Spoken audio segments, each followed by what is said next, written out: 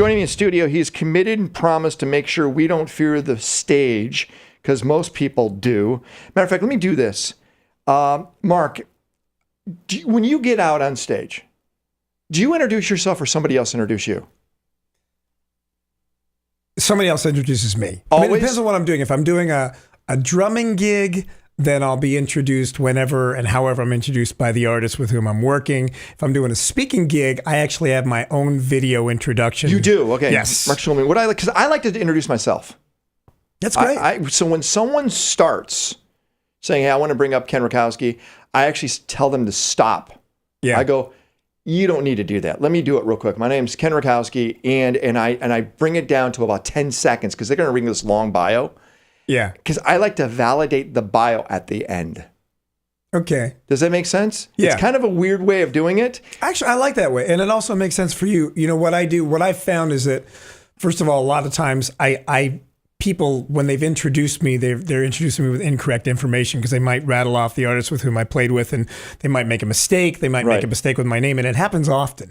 So I decided, well, I'm going to do my own intro. Plus, I'm going to make it very visual. The visual intro is a great idea. But you know what? You can't overdo it. Right. No, it's actually a lot of fun. And what I love to do if I'm speaking to a smaller audience, I literally just jump in the audience and shake hands with everybody. Wow. I love doing that because that's disarming too. Well, it's disarming, but you're really creating an absolute personal connection because that's the idea, right? Why get on stage and give a speech unless you're going to move people to action and connect with them emotionally? But that's really the key, right? Thing. That's what we're going to talk about. We're going to talk about, you got a new book coming out, which is going to be coming out next month, which is all around basically owning that stage. Yeah. Right? Yeah. What's the name of the book? Conquering Life Stage Fright, 3 Steps to Top Performance. Okay. I like 3. 3 is pretty, you could write a whole book on 3 things? Well, I think that the brain can comprehend 3 things best, you know, in chunks. And I think that triage of 3 things tends to be very manageable. I mean, and then you build obviously on the concepts. But what I love about you is you are not the stereotypical artist that people would associate with, meaning this, you're a super sharp intellectual guy. You are not about yourself. You're about everyone around you. You're actually, theoretically, you should not be an artist as a drummer. I'm being serious because you're not sex, drugs, and rock and roll. Well, here's the thing. The model has changed. I was joking with a friend of mine, Karma Auger. Our kids go to the same school, and he's a drummer. And we were saying that model is completely outdated. Now it's almost like sex, yoga, and, you know, organic raw food or kale. Something. Sex and kale. Sex, yoga, and kale.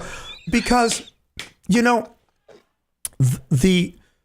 I don't want to say necessarily seriousness, but the commitment of anybody to excellence, regardless of any industry you're in, because you're talking about business rock stars, but it's still a business. We've talked about this with Scott.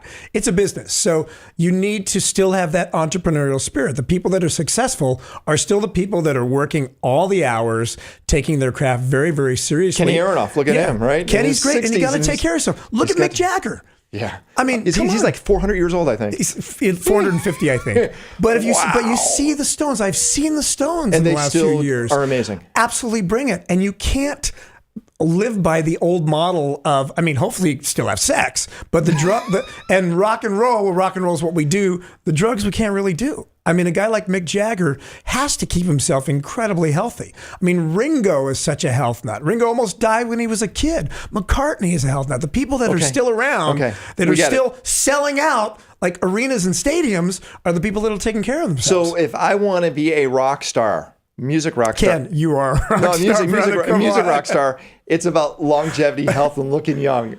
Absolutely. Don't you think? I love that. Hey, I think like about that. It's really critical. The stereotype has changed. And also, you know, as it refers even back to my book about, conquering life stage fright, but, you know, one of the components is creating confidence. How you create confidence? How can you be confident if you're like hungover? I get it. You know? I get it. The reason why I'm having this dialogue with you before we dive into the book is I want people to realize that you are not the atypical old school rock and roller is, okay? You're looking towards the future. You're very progressive. You're open-minded how things are. And you're hypersensitive to this being one of the top fears of most people, and that is a stage. Yeah. Okay? And what has happened, you tell me if this is the case, most of this fear that you're going to talk about it almost is secondary now because you've been on the stage so many times. You almost by reflexes turn those things on. Yeah. So to identify them must have taken you a little more extra work because, it's almost like talking to a ninja. How do you fight, A, B, C? And ninja's got to go back to the beginning to understand how to fight. You're a ninja on stage. Well, thank you. Thank you for that comparison. But do you understand? I appreciate that. Yeah, absolutely. Well, and I also talk about the stage is a metaphor because it's about conquering life's stage fright. So we're talking about when you're giving a performance or a presentation, a toast at a friend's wedding, whether you're getting on stage jamming with a band, or whether you're even having a singular interpersonal conversation with an associate or a spouse, and you're getting the moments of trepidation. Okay. It's how to sort of it's twofold because there are 3 core concepts that the book is based on. And then I also give some quick tips and tricks if you've developed those core concepts, which we'll get to. We're going to get to. Yeah. Mark, before we go to a quick break, tell me about your most fearful time on stage. Well, my most fearful time was my first world-class audition for a world-class band. And that was the impetus literally for me to analyze and study and research and network and discover until I uncovered the habits and rituals, so to speak, that have allowed me to get through it. Because I miserably failed an audition, and I thought I was ready. Which band? Bad English. Bad English. I talk about it in my book. I like Bad Remember English. Bad English? It was comprised of the guys from Journey and John Waite and Ricky Phillips failed? from the Babies. I miserably failed. It was the audition was over in like 5 to 10 minutes because I thought I was ready. I had played drums, my whole life. I'd grown up playing up in bands. I had my own original band in the 80s, and I thought, this is it. This is my moment. I've arrived, and I just messed it up. It was such a horrible mess up. But you learned from it. Well, that's the thing. Look, when that stuff happens to us, as well as I do, the people that are the successful entrepreneurs, we get kicked, man. We get kicked bad. We get kicked hard. It's your resilience factor. I was just talking about Charlie, who is the producer who's right behind you. You don't see Charlie. Charlie. Okay. I call him the mime producer. Charlie's like doing all this stuff. What did I say about him? Because he ran off to the bathroom, I think. But what did I say about him? Well, he's giving you feedback, physical feedback based on what the questions and the answers and everything. It's like he's reacting. He's responding. He is my audience to understand what the audience is thinking. If I'm not, and see, he's doing it right now. He's pointing at me going, that's it. Yeah. He's so important to me, right? And then you get So when Ben, I say something, I'm going to turn around. And then you got Ben over there. See, Ben's just kind of stone cold. Nothing. I can't use him. We need guys like that, man. Those are the rocks. Those are the foundation. Mark, if you had 10 seconds to introduce yourself, how would you do that? Wow, what a fantastic question. I wish you'd asked me beforehand. Mark Schulman, helping... Are you serious? You can't do that? Okay, help me. You know my speed to cool. You've seen me do the speed to cool in front of an audience. No, I haven't. Yeah, you have, where I force people to introduce themselves. What makes you cool? Well, you told me what made me. You helped me realize. You said, I play with Pink. You're cool. Get out of here. But you saw how I had other people get up there. And the problem is people don't know how to embellish properly because your friends would actually introduce you probably in a cooler way than you could yourself. That's true. Do you agree with me? Because we tend to think that we're egotistical if we but we're not. Make ourselves cool. Yeah. We're not, right? I mean, you stumped me that. Like 10 seconds. Who am I? Mark Schulman, drummer, father, philanthropist. No. Lead with cool. Yeah. Lead with cool. Lead with cool. I've played in front of 150,000 people in the last 5 years. Mark Schulman, I performed for over 1 billion people in my life. Have you? I have. Do you think that was cool? It's on the cover of my book. Do you think that was pretty cool? Do you think it's cool? I think it's amazing. Excellent. That's like it's cool. It's literally as you just drop the microphone and walk away, go bam. I guess you're right, because that's the reason why I wrote the damn book. I realized at a point. Actually, I was hanging out with him. You know who Paul Stoltz is? Credited the adversity quotient. He's a great thinker, man. We were hanging out on his deck one day because I was talking about the book idea before it happened. He said, "Hey, man, how many people you think you've actually played for on this planet in your lifetime?" And I actually sat there and wrote it down for about a half hour. I said, "Oh my God. I think I played for like 1 billion people, man." Bam. Bam, pow. Okay. Okay, got you. It? Thank you very much. Okay. Thank you very much. Okay. Ken Rotowski. There I am. Branding specialist. That's what I like to do. So you got this book that's coming out next month. Yes. You got probably... September 12th is a book release. You got to take off of an airplane, right? Because you got to take off. Yeah. Because the takeoff is really important, meaning the book promotion. Yeah. Right before the book comes out, right? First, the book is called... Conquering Life Stage Fright, 3 Steps to Top Performance. Big title. Yeah. And you can only find it on your website? No, it's going to be on Amazon. There you go. And how would people search for it on Amazon? You could search my name. You could search Conquering Life Stage Fright. And Stage Fright, can you do a pre-order right now? Advance order? Not yet. Not yet. Not yet. Okay. So we're almost there. We're almost ready. No, we'll do some advanced marketing on this. Yeah, well, let's do some sort of giveaway. Let's get people like some sort of cool discount or something for the first. Hold on that. We'll do that. Okay. Yeah. So if someone opens up the book and finishes the book, by the time they're done, what are they going to achieve? They are going to have an understanding of how to manage and transform anxiety into confidence as it relates to any kind of performance or presentation. Okay, so fear of spiders, fear of death, fear of stage. Right. Those are the top right there, I think. Yes. Spiders, stage, and death. I was actually told, and again, it's hearsay, but I joke about this, and then Seinfeld did a shtick that the greatest fear beyond death for most people is the fear of getting on stage in front of other people. Okay, I'm and good with that. Seinfeld actually did a shtick. He said, so you mean if I go to a funeral, more people would rather be the guy in the box than the guy giving the eulogy? And you think, wow. So that's why it's a really critical thing for many, many people. So that's why I address it. Someone is, and let's use the stage as in a platform that is in front of. Yeah. But let's use that as, and not a metaphor right now, not the phases of life or anything like that. The stages of life. Let's use a platform. You're going to speak in front of a series of people, group of people. Yes. Okay. Is there something you should do prior to that to make it so the fear won't be as big? Well, there's a lot of things I talk about in my book, different things for different people. For me, what I will do is I just remind myself while I'm there, and I get very audience-centric, audience-focused, because it takes my attention away from myself and puts my attention where it needs to be. Because if I'm going to give a presentation, why am I giving a presentation? Because I want to move people to action.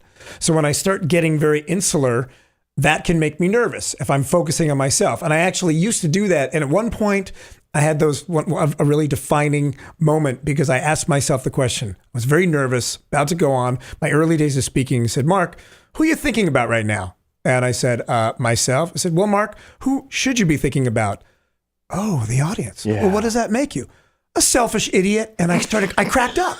I made myself laugh, which then broke the stress, literally cracked the stress off. And I realized, you know what? It's all about them. It is about them. When you're communicating, when you're giving a communication, putting something out, it's your only responsibility is to put it out. That's it. Very simple. I get it. Okay, so you get it because you're a communicator. But I actually also believe is the preparation is what makes me less stressed. Well, let's get into the 3 core concepts. Okay, so Mark, again, the book is called Conquering Life Stage Fright: 3 Steps to Top Performance. let's hit all 3. Let's go for it. Ready? Very simple. And they sound very simple. It's profound and so effective. The 3 C's: clarity, capability, confidence. Clarity. You identify your goal, determine the skills you need to get there.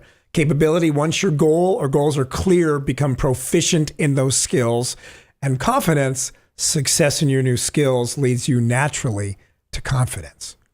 It sounds simple. It is simple. Here's the shtick. I failed the bad English audition because I didn't really have a clear goal about what I was doing. I wanted to be a rock star, right? That's not the goal. The goal is to be a band member. The goal is to play drums incredibly well. What I was missing is I had no idea that I hadn't developed my internal sense of time. I was rushing horribly. I was nervous. I was rushing. This was a wake-up call for me. The truth is my anxiety was appropriate. This was a world-class band. I wasn't ready. But once I became clear on what was missing from my skill set, then I developed the mindset to move forward, because clarity lets you cut through the ambiguity and the confusion to get you to your true goals. Because the root of failed performance, marginalized performance, anxiety stems from what you don't know, what you make known, what you don't know, and most importantly, where you stand relative to that goal. Then you eliminate the mystery, and that puts you on the path. Then it's critical. Preparation, education, the proper feeding of your mind, the proper execution of skills, you are developing that capability. You are literally busting down barriers and solving problems to get to the goals you've already specifically clarified because you have real crystal clear idea about what you're doing. You become skilled, proficient, accomplished, talented, and totally prepared at the highest level for a presentation or a performance, because after a while, you just have no doubt about the capability you've worked so hard and smart to create. You can't get around it. So if you're not prepared, you should be nervous. Bottom line. Mark, you just made it go from really easy to actually sound complicated now. You did, because you gave us the 3 things. Oh, okay. But now the depth of each one of those really takes some time. Yeah. Well, I hope it isn't that it's complicated. It's just people that need to be willing to do the work and really clarify every portion of what you're doing if you're going to give a presentation or performance, even a toast for a friend's wedding, especially if you're nervous. Well, what's the purpose of the toast? Who are you targeting? What do you want to say? What's the point you want to make? And then rehearse it, practice it. I remember when I first started speaking and I was working with Maureen Brooks, one of the bureaus, one of her agents said, our top speaker says he rehearses a speech 100 times before he does it. Well, if you rehearse a speech 100 times, you're going to have natural confidence because you've done the work. One of my closest friends is a guy named Marco Tempest. He's a magician. Okay. Yes. He's done tons of TED Talks, and he will work on a trick for 3 months every single night of those 3 months. Wow. But when he gets up on stage, it looks like he's doing it for the first time because he's figured out how to do that, right?